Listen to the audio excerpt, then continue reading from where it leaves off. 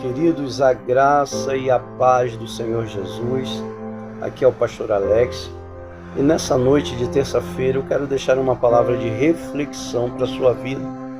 E essa palavra se encontra no livro de Isaías, capítulo 6, versículo 1, que está escrito assim: Eu vi o Senhor assentado num alto e sublime trono. Que coisa linda!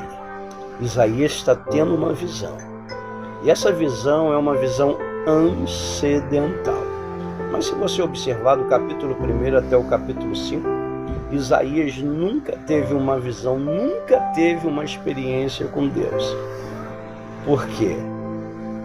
Ele não teve essa experiência porque os seus lábios profanavam palavras que não deveria falar. Mas que isso, pastor Alex? Ele era profeta. Sim, ele era profeta. No capítulo 1 até o capítulo 5, ele proferia as coisas do alto. Ele falava das coisas de Deus.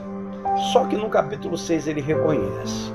Porque quando ele vê essa visão, ele diz assim: ai de mim, porque sou eu um homem de lábios impuros e convivo no meio de um povo de impuros lábios. Isso significa que a má conversação corrompe o bom costume. Isaías, ele estava corrompido.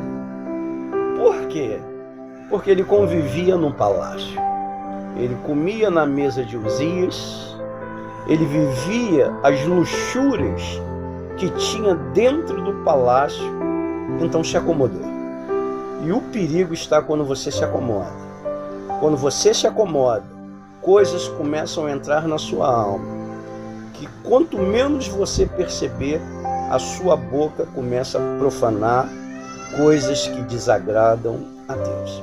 Mas essa visão acidental, quando veio sobre Isaías, foi porque Uzias morreu. Quando Uzias morre, uma tristeza entra na alma do profeta e ele vai até o monte Sião. E naquele momento todos os anciões estavam ali reunidos dentro do templo e ele queria desistir desse negócio de ser profeta. Chega, não quero mais saber desse negócio de ser profeta. Porque ele estava preso ao seu amigo Uzias. Ele estava preso de uma tal forma a Uzias que ele estava disposto a largar todo o seu ministério. Então quando ele vai para dentro do templo e os anciões estão ali adorando, e ele se assenta ali e ele começa a escutar, Deus arrebata os seus sentidos, visão, audição, fala. E no momento que os seus sentidos foram arrebatados, ele vê algo sobrenatural. Algo que iria mudar o seu ministério.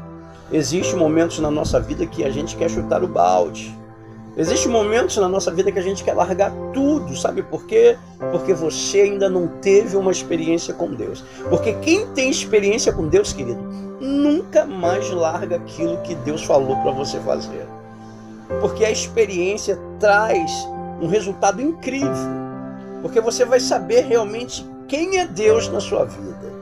E naquele momento, quando Deus arrebata os seus sentidos, ele vê Deus assentado no trono, vê um serafim que sai com uma atenaz e pega ali uma brasa e voa em sua direção. E quando aquela brasa vai tocar nos seus lábios, purifica Isaías de todos os seus erros. Era a área que ele precisava ser tocado, que era a boca. Porque ele mesmo disse: ai de mim, porque sou eu um homem de lábios impuros. Eu não sei onde está a impureza que entrou na sua vida. Eu não sei qual é a área que você precisa ser tocado. Mas Deus está falando assim: existe fogo no altar e todo fogo queima o pecado. Ali houve-se uma mudança de caráter, da água para o vinho. Ele se transformou por causa da visão acidental. E naquele momento uma voz soou do céu dizendo assim: quem enviarei? E quem há de ir por nós? Eu estou falando de uma pessoa que foi tocada.